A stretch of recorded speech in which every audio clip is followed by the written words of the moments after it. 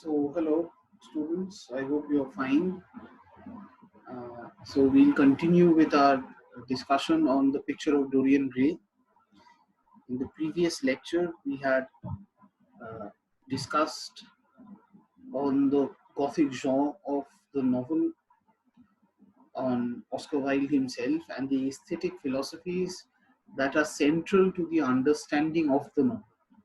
Now, today we are going to go into the novel proper. Now, I'm not going to go into the story in details because it is not possible to do so uh, in this medium, via this medium.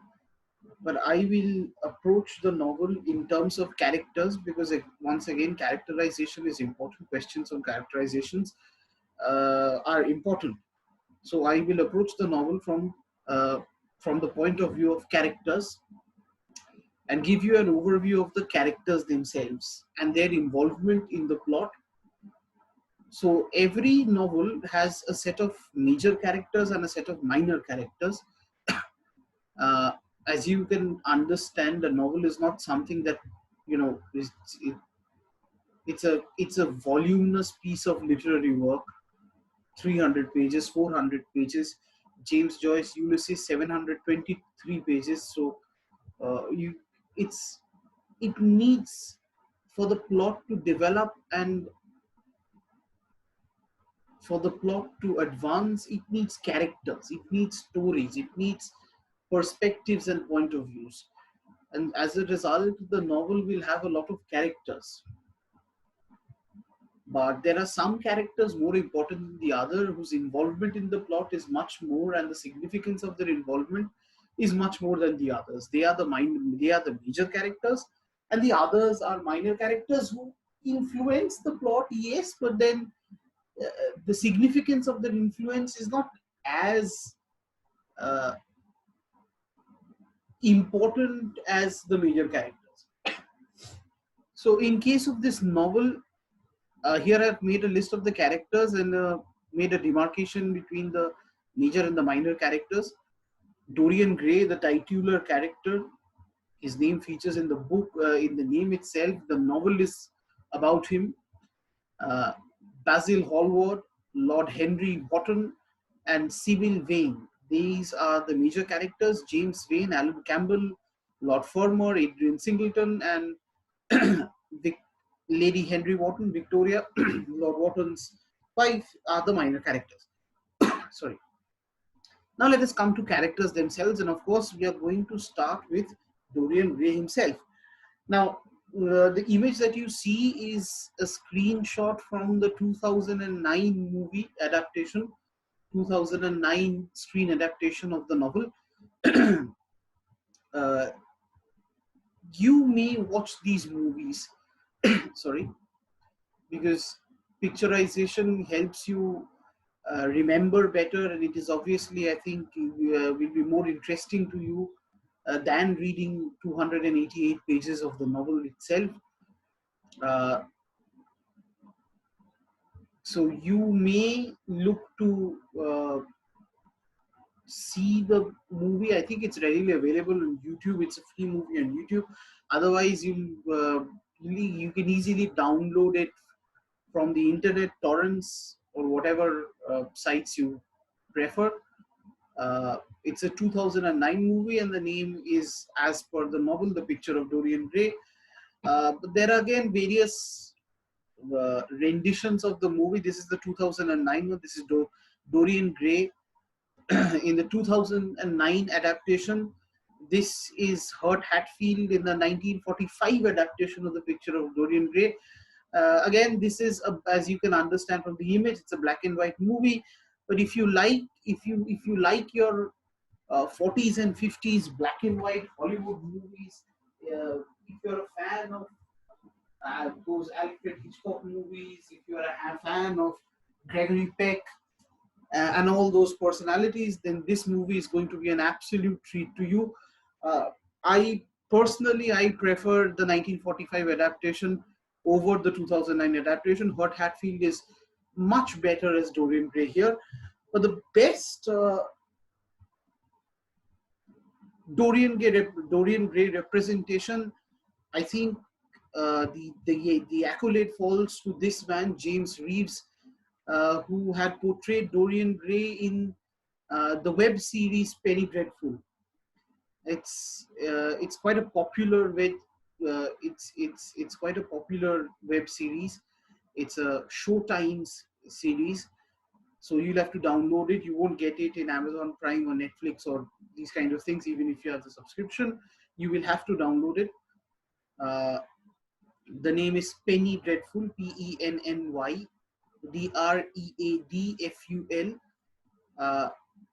Again, the name has been inspired from the penny dreadful magazines of the Victorian ages, which were just 2 pence, 1 pence, 1 shilling, 2 pence magazines, very cheap magazines, very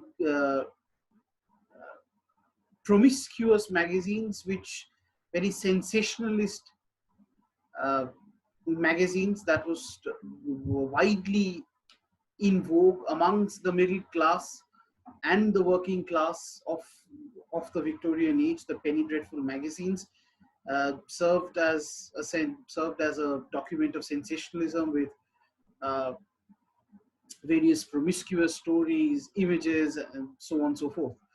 But yeah, James Reeves' representation of Dorian Gray in Penny Dreadful. There are 3 seasons of it.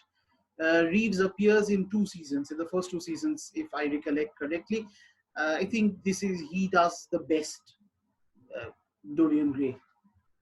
Uh, so yeah, now coming to the character itself, Dorian Gray is a radiantly handsome, impressionable, wealthy young gentleman living in London, and a very impressionable. The first and most important point about Dorian Gray is that he's very impressionable. He's very impressionable, and he can be swayed very easily. He has an individuality, yes, he does, but that individuality is not as strong or powerful or worthwhile as you would expect it to be. He's very impressionable and very influenceable, and this feature of his becomes a reason of his downfall. Uh, Dorian Gray is exceptionally vain. Uh, by the word vain, we mean he's a very shallow character. Psychologically, moralistically, philosophically, he's a very shallow person. He's extremely handsome, beautiful, enjoys the attention of the ladies, even enjoys the attention of the men of Victorian, enjoys the attention of the Victorian society, and this rush of adrenaline uh, kind of gets to his head. And again, since he is so impressionable, he takes this he takes this popularity in society to be the be all and end all of his life, which again then becomes uh, the reason for the beginning of the end.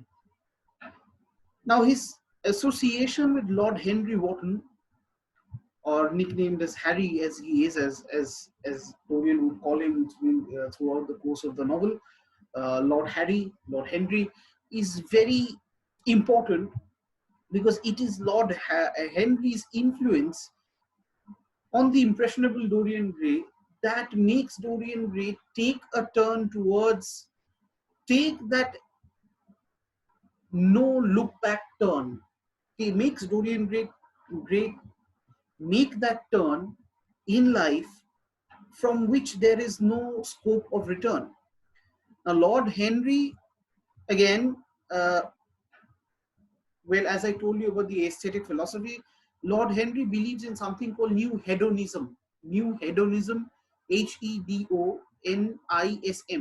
New hedonism is a concept where the pleasures of life have to be enjoyed, and anything that is pleasurable in life has to be preserved no end. So pleasure becomes the most important aspect of life over morals, scruples, philosophies, and anything else. It is the pleasure principle, if I may quote Sigmund Freud, becomes the most important factor of all. And yeah, we discuss more about Lord Wharton's involvement with Dorian Gray when we discuss the character of Lord Wharton himself. But it is his influence that acts as the first and the final act of corruption in that already broken, shallow conscience and psyche that Dorian Gray has, when he is made to realize by Lord Wharton that the most important thing in life, in his life, the reason for all his popularity is his beauty, and that his beauty is going to wane, is going to diminish, will be waning with every passing day, till the day comes when all the pleasures that are associated with his beauty will also vanish into thin air. And this makes Dorian very skeptical and susceptible to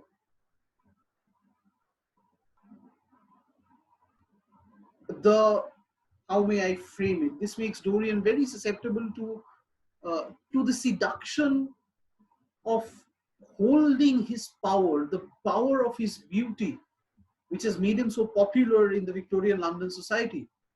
And he traverses every corner of London trying to find a way that is going to give him an idea of how to preserve his beauty.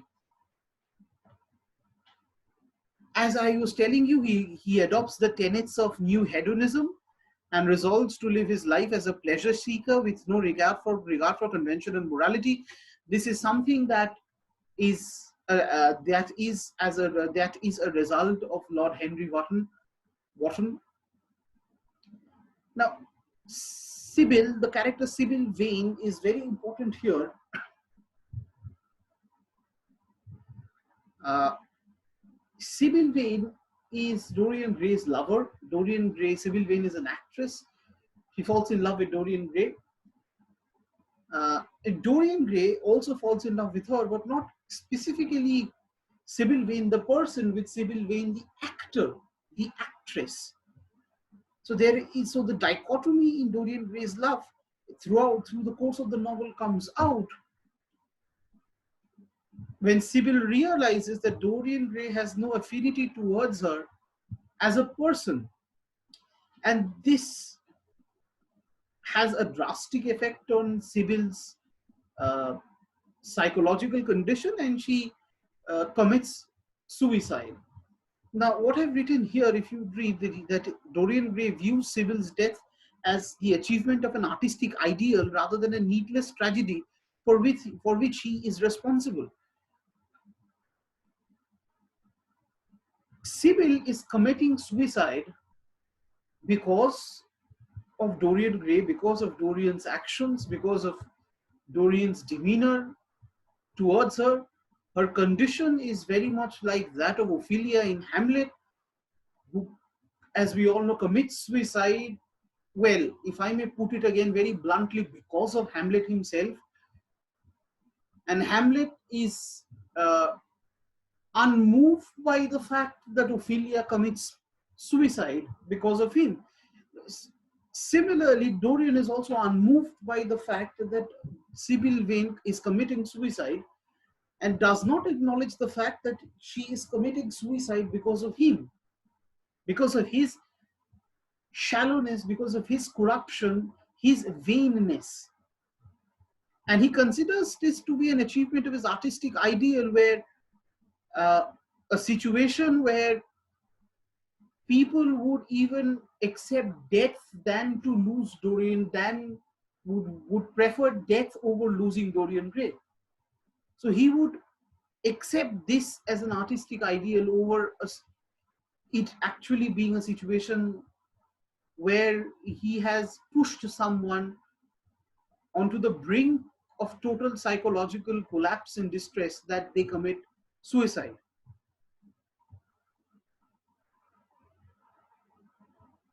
Now, there is something that we need to bring up again. Is in the previous class we spoke of Faust. We spoke of Goethe's Dr. Faustus or Faust, and how Faust makes a deal with Mephistopheles, the devil's attendant servant, uh, who uh, is there at the beck and call of Faust for 24 years in return for Faust's soul himself. Now, almost a similar thing happens here.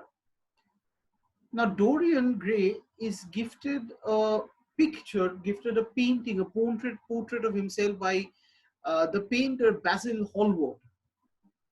And Dorian is absolutely starstruck and enamored by his beauty as represented by Hallward in the portrait.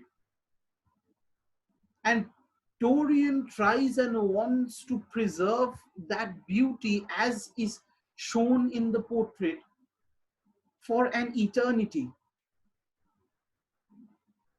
And Dorian comments the fact that how he would want to stay as beautiful as the portrait is, as handsome as the portrait is, throughout his life.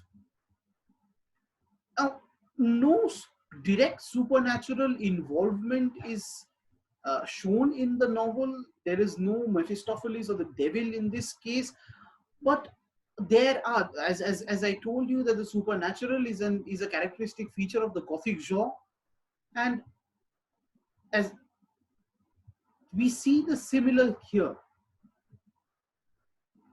Dorian, after a period of time, notices the fact that with every sin that he commits, it is his picture which becomes older and ghastlier, but he does not age. This again, there is no possible explanation of this. We can't possibly explain why, how, or why this happens, except for attributing it to certain supernatural qualities. So here is the involvement of the supernatural in the novel itself. His murder of Basil marks the beginning of his end.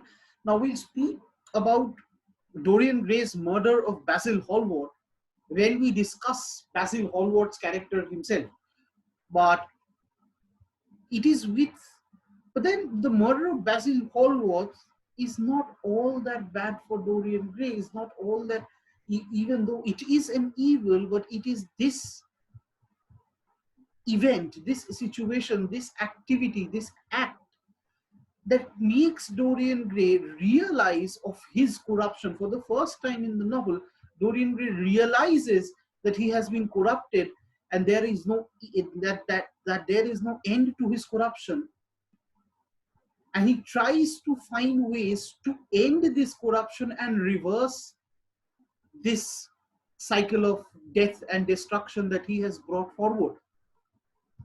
Dorian's guilt tortures him relentlessly until he's forced to do away with his portrait. Now, this guilt, Dorian Gray is characterized as a person without guilt in the majority of the novel because of his strict adherence to the new hedonism of Henry Wotton, where all forms of worries and moralistic ideals and ideas are absolutely immaterial, absolutely unimportant, and have no significance in life. The only significance that life gives you is pleasure and happiness and enjoyment and joyful. And anything that is not joyful should be absolutely discarded. Anything that is joyful should be preserved beyond all limits. At the fag end of the novel, with his murder of Basil Hallward, his conscience starts turning. And for the first time, we see guilt appearing in Dorian Gray, a guilt that finally makes him stab his own painting, which in turn inflicts the wound on himself, and he dies. And as he dies, again, miraculously, it is shown that the dead body of the ever youthful Dorian Gray has been wrinkled and wretched and wretched into an old ghastly man, whereas the painting, which had been aging instead of Dorian Gray himself, now again shows its former radiance. So just like Faust had to give in his soul at the end of the 24th year to the devil and submit himself to the devil, and only then would all the corruption that he has done been overturned. Almost a similar thing happens here. Dorian has to submit himself to the devil. Dorian has to kill himself, destroy his portrait, which in turn kills himself, if he has to stop this wave of destruction and corruption that he has initiated. So this is the character of Dorian Gray. I encourage you to prepare your answers from the points that you see on the slide here. Now, these are the points that should be there in your answer. I will upload a note, but then I again encourage you to self-study, and I would advise you to try to make out an answer. Search for the internet, you'll find a lot of material, uh, and just make sure when you write your answers that these points are there. Now we come to Lord Wharton. And this is again an image of Lord Wharton in the 2009 adaptation of the movie. He's played by uh, the legendary British actor Colin Firth. Lord Wharton does not have an extensive involvement in the plot, but I think he is the first person and the only person who starts the domino effect of all the death and destruction and corruption related to Dorian Gray. He pushes the first domino, and then the rest of it fall all by themselves, all by themselves. So Lord Wharton is an extremely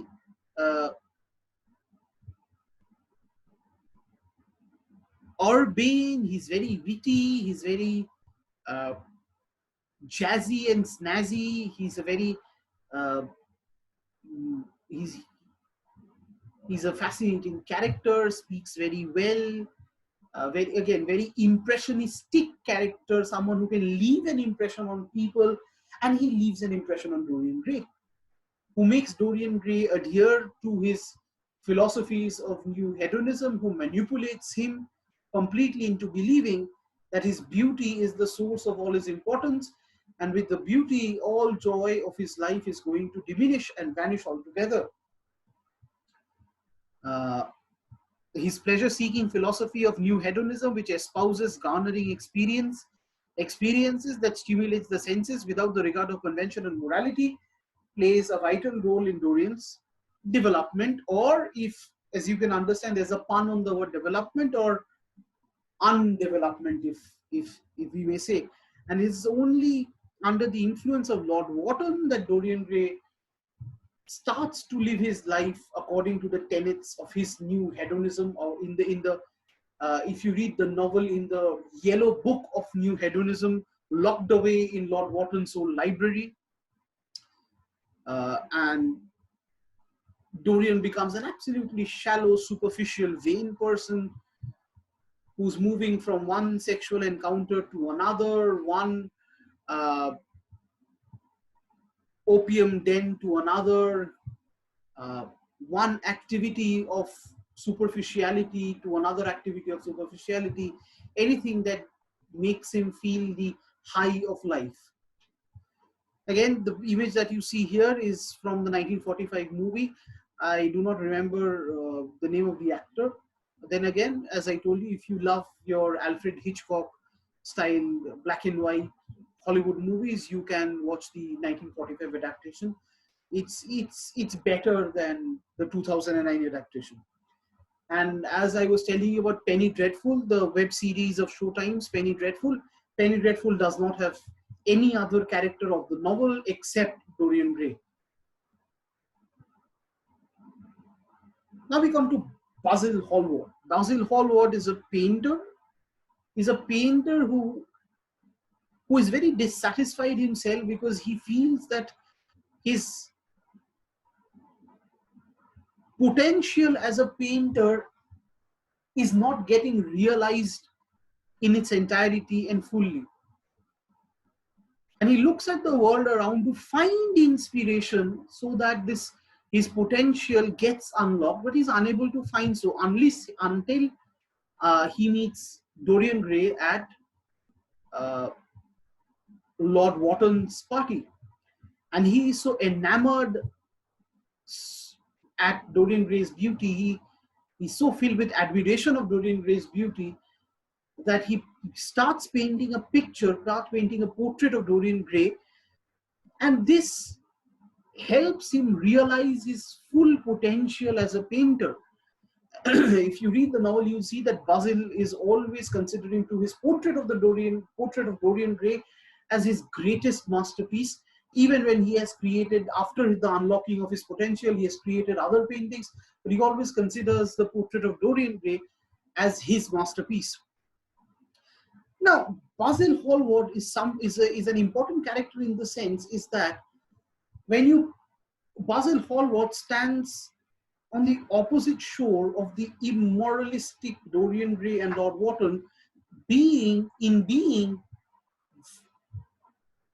exactly the opposite that Lord Wotton and Dorian Gray are. He has morals, he has scruples, he has a conscience which troubles him when he feels guilty, and he at the end of the novel lays down his life in order to protect Dorian Gray from further corruption. Now, Basil is someone who is true to his art. He's a painter and he's true to his art. He's true to his philosophy of painting, and he's true to his uh, he is true to his power of painting. And the instance of this we get is that when Basil realizes that his painting is the reason for Dorian Gray slipping more and more into the world of darkness and corruption. And he, being a true artist, a true painter with faithful beliefs, is unable to withstand that. What he considered to be his masterpiece, he realizes is the sole reason for the corruption of his muse.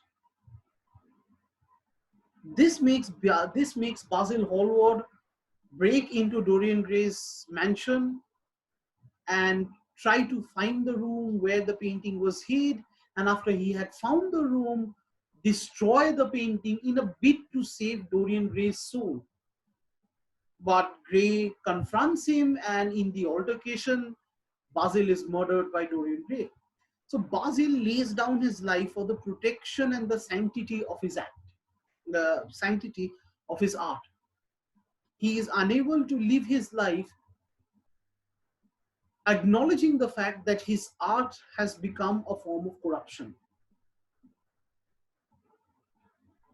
Now we come to the last important character, who's Sybil Vane. Uh, she's a poor, beautiful actress with whom Dorian Gray falls in love with. But then again, we will realize, and as does Sybil, that Dorian Gray's love for her true is not true in any notion or sense of the word. Dorian Gray fell in love with Sybil's performance of a lover on the stage. He has no attachment to Sybil, the person. And this pushes Sybil on the breakdown, on the verge of psychological breakdown, and she commits suicide.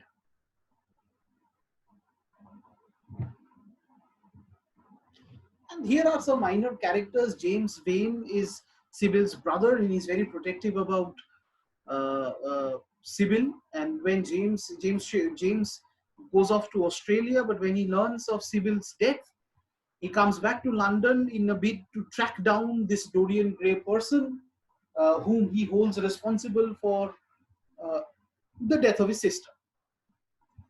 Now, Mrs. Vane is a minor character, but then uh, she's again important in her own sense. Mrs. Vane is James's mother, and it is Mrs. Vane who uh,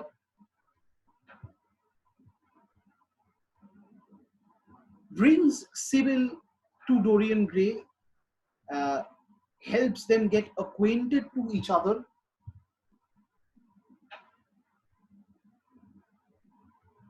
helps them get acquainted to each other,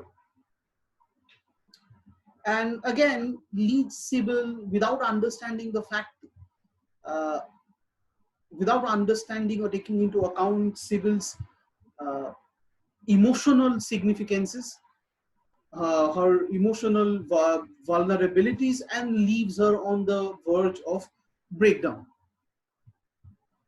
The other minor characters, Alan Campbell, Victoria Wharton, uh, it's you can read what I've written here. They have no such involvement in the plot. Alan Campbell has an involvement in the plot in that after the death of Basil Hallward, Dorian brings the dead body to Alan Campbell, who's a scientist, and asks him to help uh, hide the body. Campbell is coerced into helping Dorian Gray, and he uses his chemicals to dissolve the body of Basil Hallward, and as a result becomes an accomplice to murder. Is unable to live with this guilt, and as a result commits suicide again. So the number of bodies that Dorian Gray leaves in his wake is unimaginable. And Victoria Wharton is Lord Wharton's wife. There's nothing much more important than that about her. So these are the characters. We are going to stop here. I will give you another lecture on the picture of Dorian Gray, where we shall speak about the themes and the symbols and uh, the picture itself. I hope you have understood again what I have tried to explain. And again, I advise you to read the novel or go to the internet and at least read the characterizations and the summary. If you have any problems, please feel free to contact me.